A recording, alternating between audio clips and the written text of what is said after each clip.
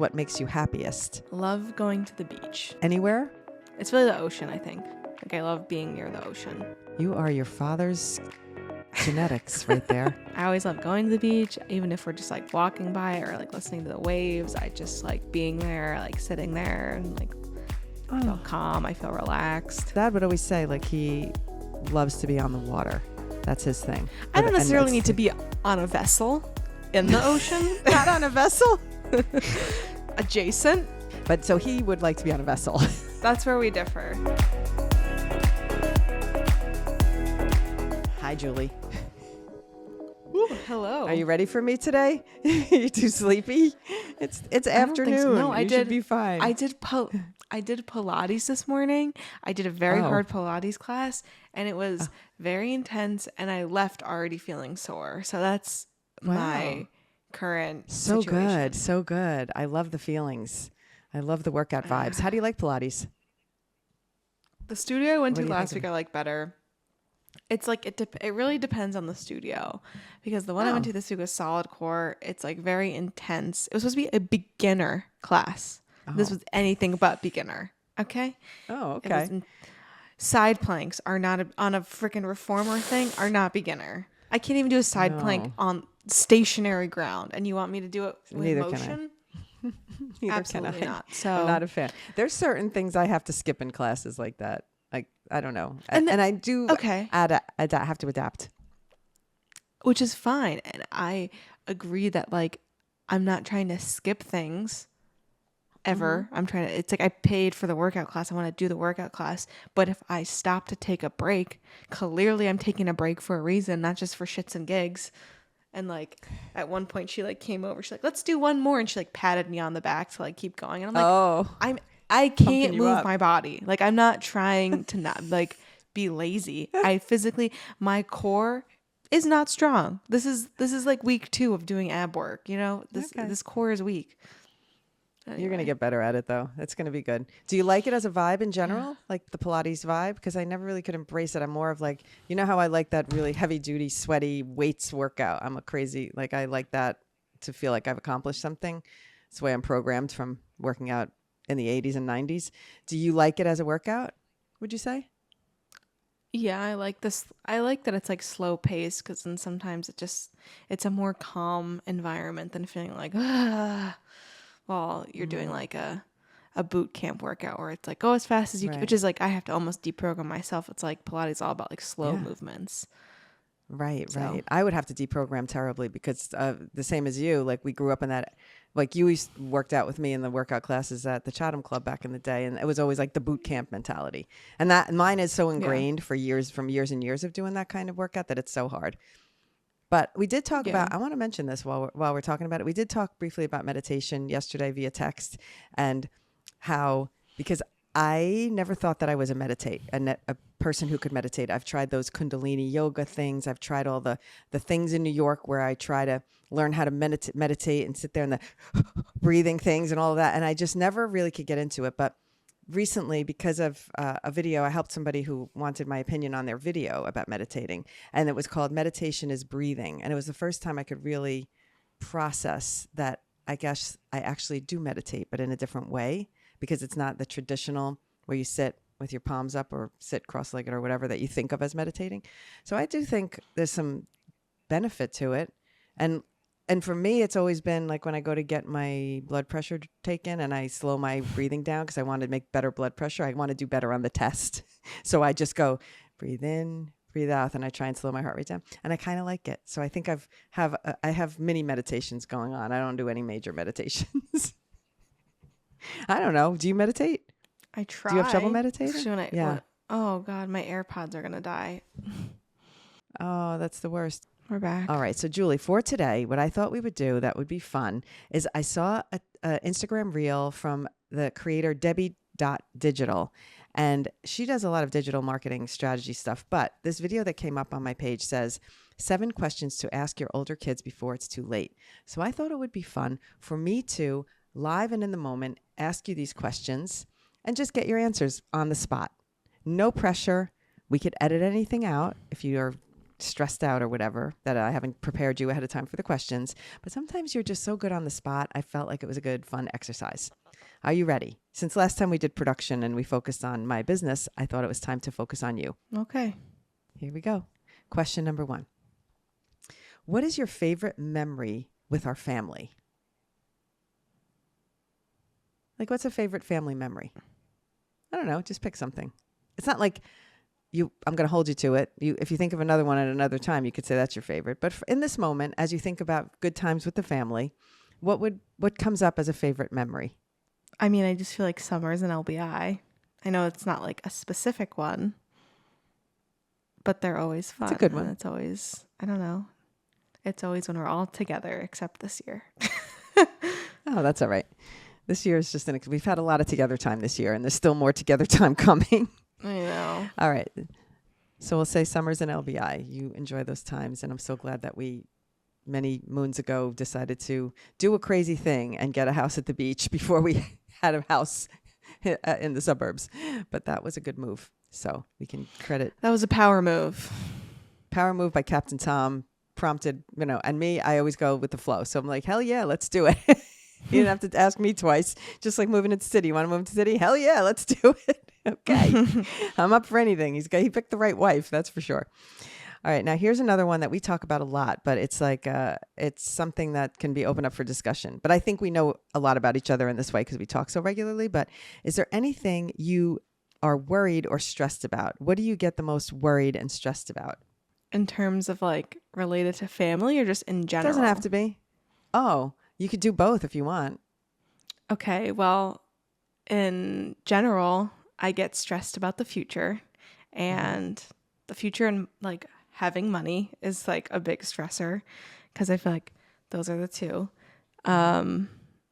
I guess, yeah, the future, career, money, all those things stress me out, but I try not to let it. And then I feel like, should I expand more on that? Like, you can, or you can move to like what stresses you out family wise if you want to. Well, I'll just say like what stresses me out generally sometimes could be money because I'm in a creative career and I know what comes with the territory of it. It's like I'm not making the same as Tommy and as an investment banker would make. So I like understand the limitations, and I've been very good about like budgeting and making sure that I'm not ever like in credit card debt, and I don't have debt, which I know is like a great starting point because a lot of people are already in debt. But it does stress me out. A lot of people, and then now we can start to go into I want to stay on the money topic first. Okay. Because I want to ask you a question related to that. Is it more important, and this is not on the list yet, but is it more important to you to be doing something where you have more money or a guarantee of more money, or is that of not high value? Because the fact is you could certainly, let's say you wanted to do something that maybe wasn't as creative, but could be more of a guarantee of money. So is your, and I think I already know the answer to this, but yeah, just you already know the answer. I do know the answer to this, but just for you to elaborate for people, I think what your value is more than, you'd rather not sacrifice, I think, your creative juices.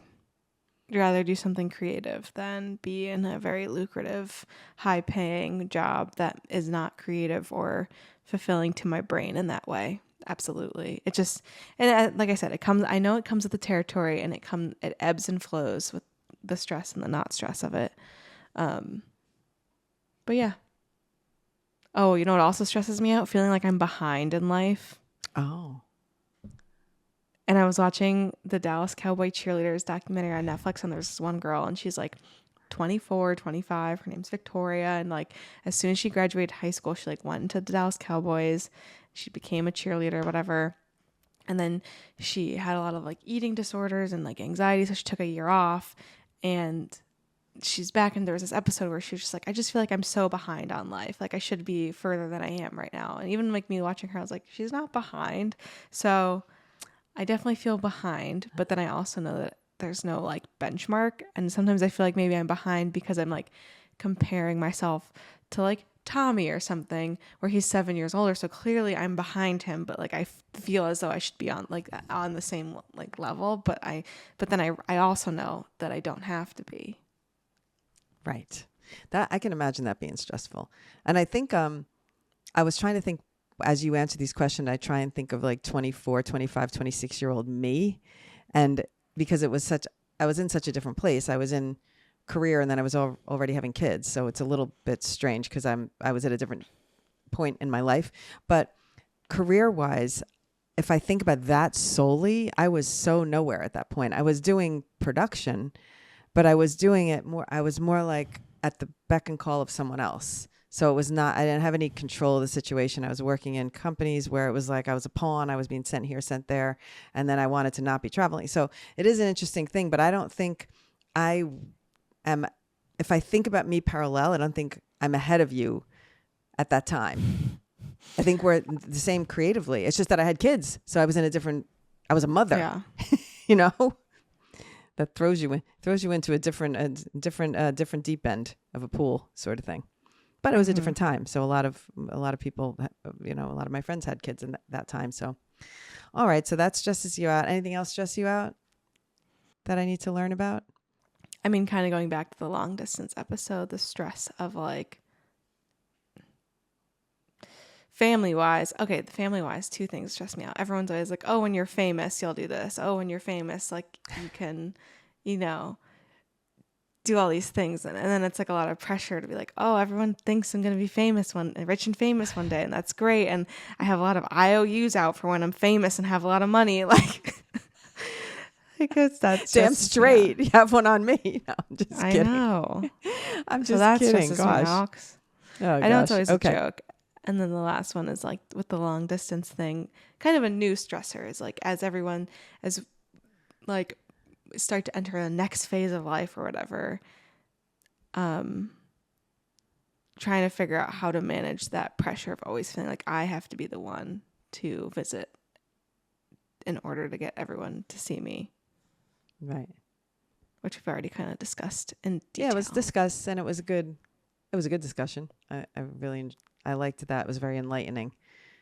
An enlightening perspective. And the other thing I didn't mention that we talked about after that episode, but not on a podcast, was how when you talk about visiting us, it's like, I'm going to be coming home, meaning here, home, when actually your home is actually there. So I think possibly reframing your own mindset as to where home is. I think you feel home is there. Yeah. But you still refer sometimes like I'm coming home on like as if you're coming home from college. And so that's a mindset shift that's going to happen eventually. Yeah. So interesting because I remember the first time Jonathan referred to his group home as home, and it was so, I can't even explain it, like a bittersweet feeling of him like embracing that as his home. I can almost cry thinking about it again. It was a good thing, but it was also like, wow, this is his home now. Like that's and that's great. Like we did good that that's his home now. But you also have to embrace that where you are now is your home. I feel like I've embraced it. I feel like I say home still because I don't want you guys to be offended. Like I've embraced that this is my home, but I still say it's home because I don't want you guys to think, like I feel like it's more of a protection on my end for you guys to say I'm coming home. Oh, stop saying it for our protection, for Pete's sake. No, for the other real. thing I thought was kind of funny, not funny, because after all the kidney stone car accident and all that stuff, and I know like I've mainly had the long distance conversation with you and not so much like anyone else like in depth really, but right. I thought it was really funny that Dad was like, well, if you want to come home for a couple days and relax and like just hang out at the beach. And I was like, yeah, that sounds great. But like I live at home and I have a beach. That, and also I'm like, if the roles were reversed and you were going through a very hard time, which like we can have examples of, like I would be coming to you because you are the one having a hard time. Not saying like, imagine if you were going through cancer. I was like, why don't you just come to Chicago for a weekend and relax? Oh my God. You know, like all these things are happening and Dad's like, well, why don't you just like come home and relax for a week? And I was like, because that's a whole nother like obstacle. That's like hysterical. Usually when people are going through something, the people come to them. And I know it's like not, obviously this is like one of the things of being long distance, but I was just like, well, it's kind of a little backwards because I just want to like veg out here. I don't want to. Right. It's so funny. I think, although when when I was going through chemo, it might have been fun to go to Chicago and relax for a few days. This is what what I was saying to Tommy once. I hope he's listening to this one. But when we visit him and Jenna in the Catskills, like when we go up there, it's so fun for me because I'm like totally relaxed. I don't feel like I have to do anything or do a project, or if I'm in my own house, I'm like throwing laundry in, or I'm cleaning up the kitchen, or I'm doing something. And it was so funny to be, I said to Jenna, oh, I get why it's so relaxing to come to your house. Like when you come to the beach and they can chill out. And when I go there now, I can chill out. It's so fun. So I don't know. I chill out when I come to visit you again, because I have no things to do in the house there. You know, it's like your house. I don't have to worry about anything. Yeah. So you never have to worry about me trying to clean your closet. Don't sweat it. I won't be doing that. If you come to clean unless my closet, you ask me to. I like when we do some of your purging together. That's always fun. Because it's a lot easier for me to purge like, someone get rid else's of it. closet. I'm like, but you bought it for me. Out. It's out. Okay, what's the next question? Oh, gosh. Oh, my God. My phone fell asleep. Hold on. I got to open it up. Next question. Oh, this is a fun one, and I'm going to relate it to something too. But is there anything you want to learn about together? Like, is there something that you would want to learn about with me as a together thing? Just throwing it out there. We do a lot of things together already. I'll give you a minute to think, but because while I think of something, while I say something here, but when Tommy was 13 and he wanted to snowboard, and he was nervous to do it alone because he was going to have to go into the lesson, and what if he wasn't good? And I said, oh, I'll learn with you.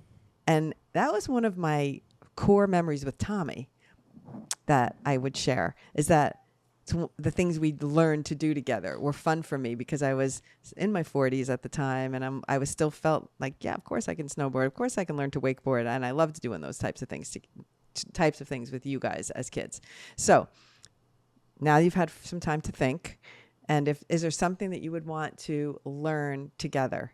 Like what we might embark on together? And if it's not learn, then maybe do. That's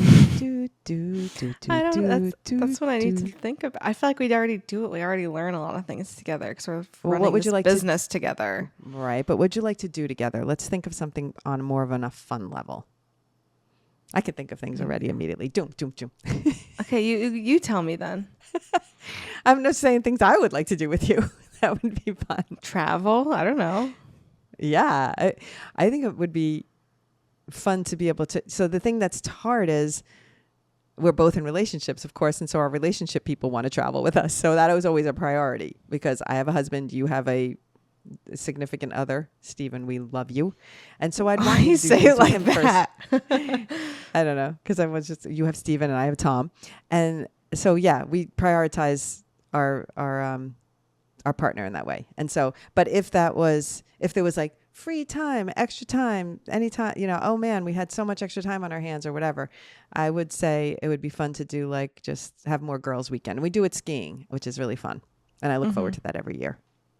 Yeah. Which is also family time I've always looked forward to. When I think about favorite family memories, mine sometimes goes to the ski trips because it felt like we were a very core together family during those ski trips. So just throwing that out there.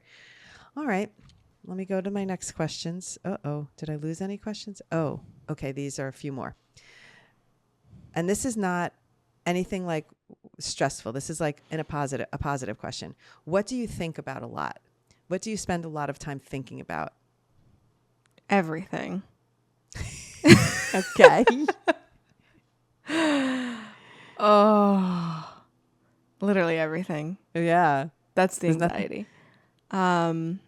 What do I spend a lot of time thinking about? I think it changes on like a weekly basis. Like last week it was cars. Cars. And then because we were trying to get a new car. This week it's and then before that it was like kidney stones. I think a lot about comedy. I think a lot about writing. Ooh. Comedy and writing, I feel like, are the big ones that I think about a lot now recently. I think about the future. I think about goals. I think about everything all the time. So it's just going. It's just, there's too much going on upstairs. I can relate to that. And also, though, I feel like for me, it's the thing that's most immediate. I'm always kind of What are doing you the always next thinking about? I mean, I don't know. TikTok, I guess. Because it's like, how do I keep that? Because that is a very big priority for me of what I want to keep going while everything else is happening. So interesting, because right now I have this shoot coming up. I'm going to Croatia. I should be thinking all about content of what I'm going to be filming. But it's been very interesting because I haven't even had a meeting with these folks yet. And I'm going to get on a plane Saturday. We haven't had a meeting yet about That's what. funny. I saw one creative deck about some things, some ideas they had. And I thought, okay, great. I got it. And that's it. Now I'm getting on a plane. I said, are we going to have a meeting? And he says, yeah, we're next Wednesday. I said, wait, but don't we start shooting Tuesday? And he's like, yes, but we're shooting on the 2 prep days. And so the real shoot is on Thursday. So anyway, so it's just funny. But anyway, so I haven't really, so I'm like, I should be thinking a lot about that. But what I'm thinking about is how am I going to bank a bunch of content so that when I'm busy with that, I don't have to worry about what things I'm going to post to keep things going. So I do think about content pretty much a lot right now, and it not a bad way. I think about it. It keeps me excited and keeps me, I don't know, relevant or feeling excited is what it does. Anyway, that's what I think about.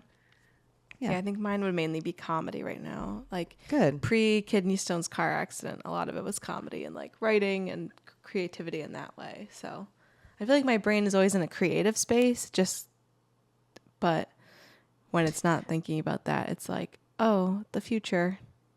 Right. But see, when you're thinking about, I like that you think about comedy a lot because it just tells me where your focus in your career should probably go in that direction, where it's like more about writing, where it's more writing and more comedy focused. Because the thing you think about the most is the thing that you're most likely to pay attention to get better at. And I just remember loving editing and production, and I always have. I've since my 20s. I loved it. I'm like, send me in the back room to edit a 30 down into a 15 was like, yes, I could be creative. So that used to drive me, and I loved it. And then I loved figuring out the shoots. So I've always loved this part of making content. I guess it's just part of me.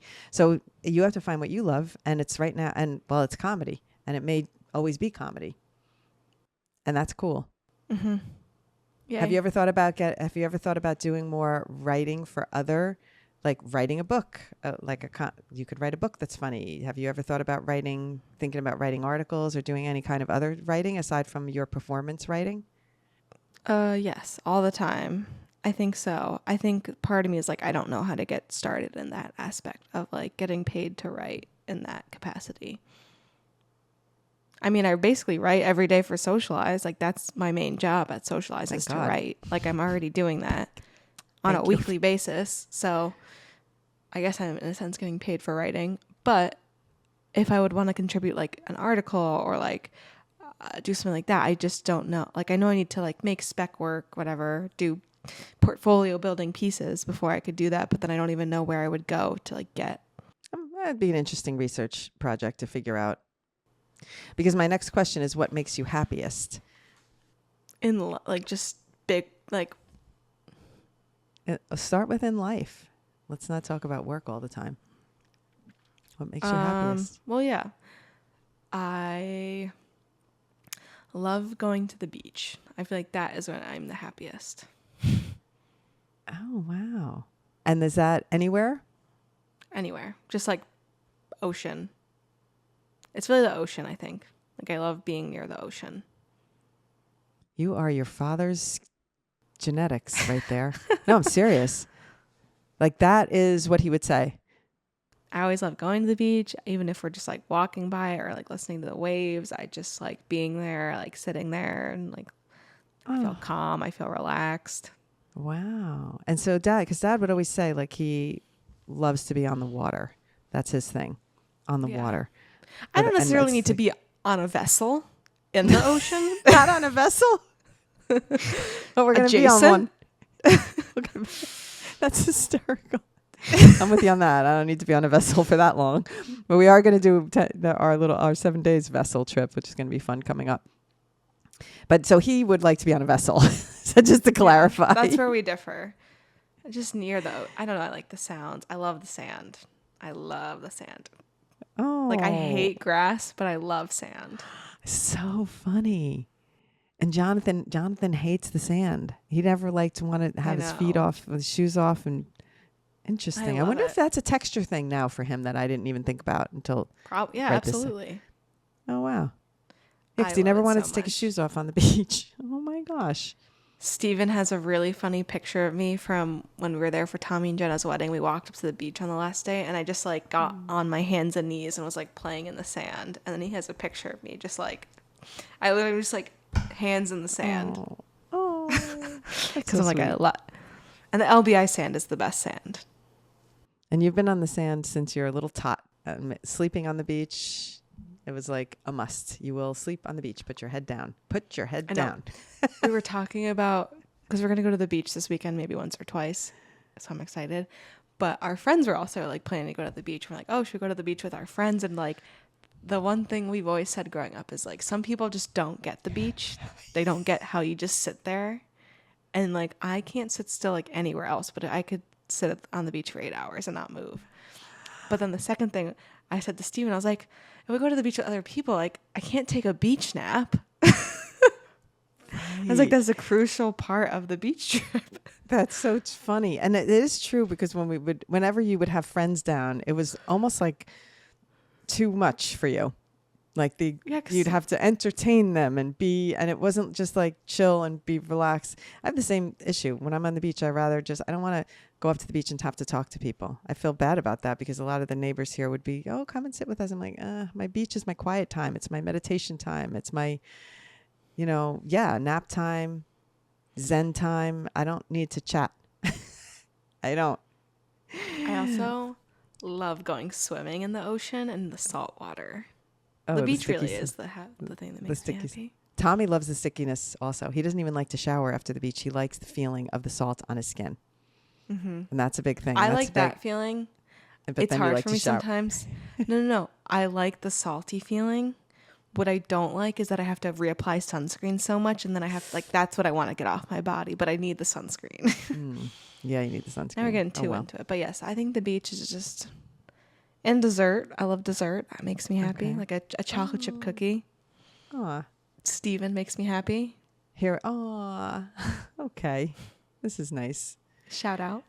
Focus on all the happy things. That's what has to happen now. Focus on that. When things are stressful, tap into your happy place.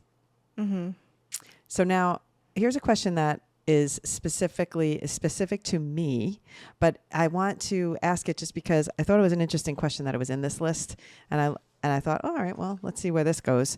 But how do you feel around me most of the time? And I know this is a hard question to say in front of me necessarily, if you want to be honest, but whatever. I mean, we're close. And so the question is, it literally is in this list here. How do you feel around me most of the time? That's a weird question. Good, but comfortable, homey. Like, I always joke that I like when we visit LBI, or when you come to visit, it's like I got Steven in one room and you in the other room, and I can see you both in like a walk from my bedroom to wherever you're sleeping. Oh, I love that. You're two people. Yeah. I like that. Okay. I don't know why that was a question on the list. I don't know if I could say like a word or a state. I feel like that's the best way to do it. Yeah. So the words were homey and comfortable. Yeah. Yeah. It's nice to know the words, because I was wondering if you were going to say safe or something like that, because some kids sometimes feel safe with their parents or they might feel, I don't know what else. I'm trying to think of how I'd answer this about my parents, and I'm just going to leave that off the table for now. Anxious, stressed out. Do they listen to this? I don't know. I hope not. But it's just different too, because we have. So why do you think our relationship is what it is? And I don't know. People one time when you were. Okay, I'm going to throw back. When I was on a shoot once a long time ago, you were very young. And there was a mom who's, I think, like 13 or 14-year-old daughter. She was the chaperone on the shoot. And I will never forget this. The daughter was like at that age, like 13. And I thought, oh, isn't this the age where daughters get, don't like their moms or whatever?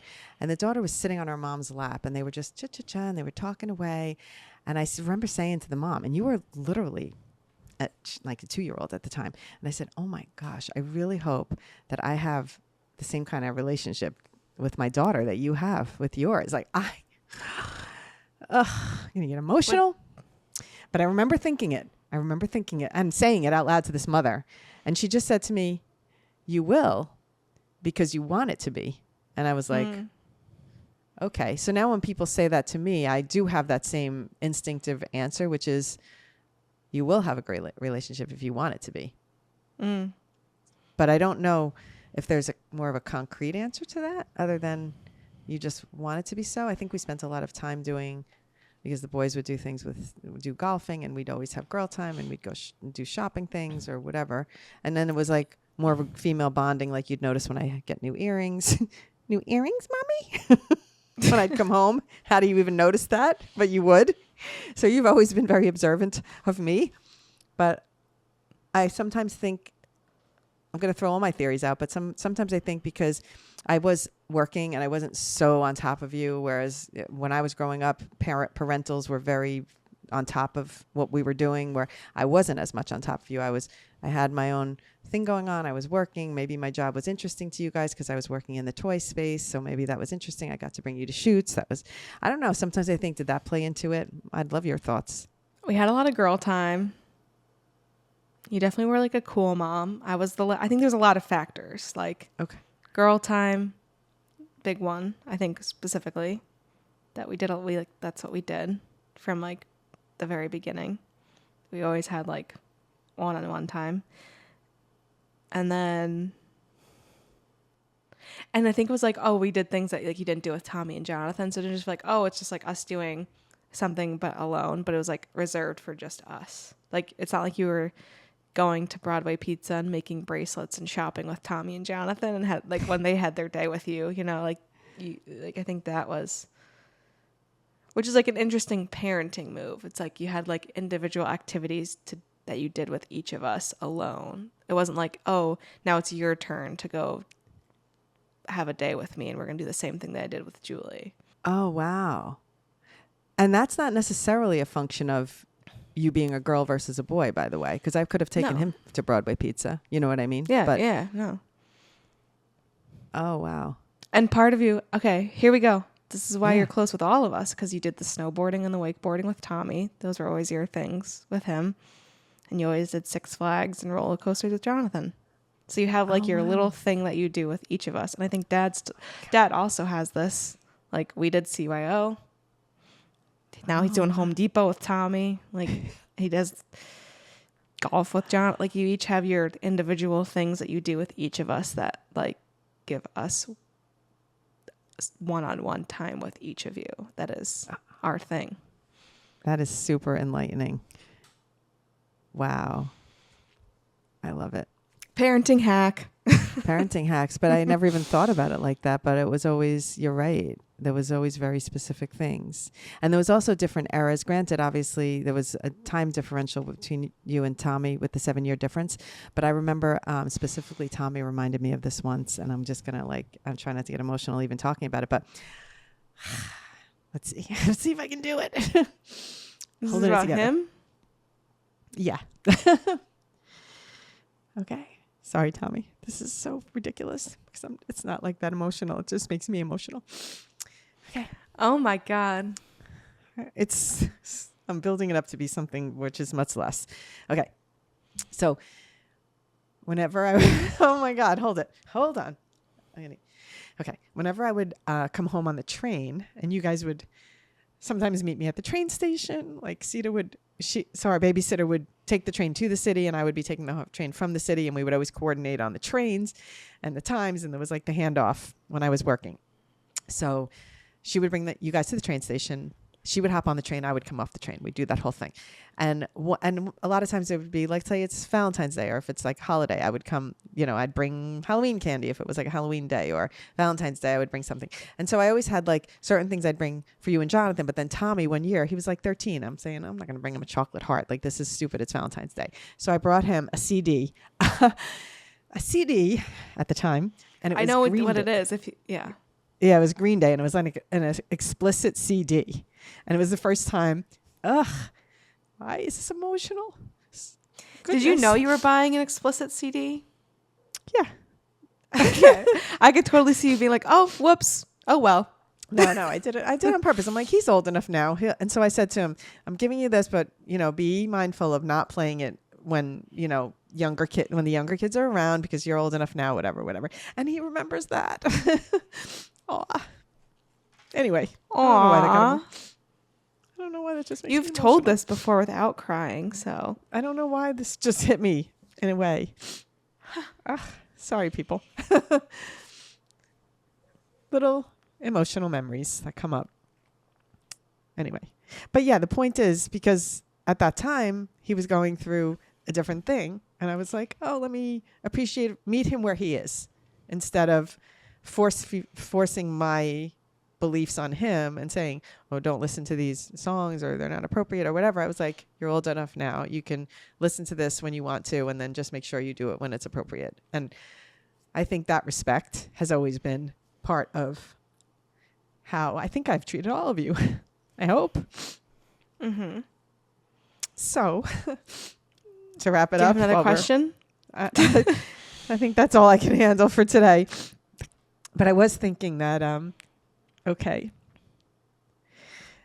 I was thinking that there is another question here, but it's not that relevant. It's just, is there anything about the world or people you want to understand? And believe me, you're the one that can teach me because I have no idea what's going on. Like half the time, the things in the world, I don't even understand them, so I can't explain them to you. So I am sorry.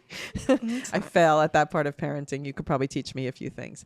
But what I do think, though, I think the reward for the time that I put in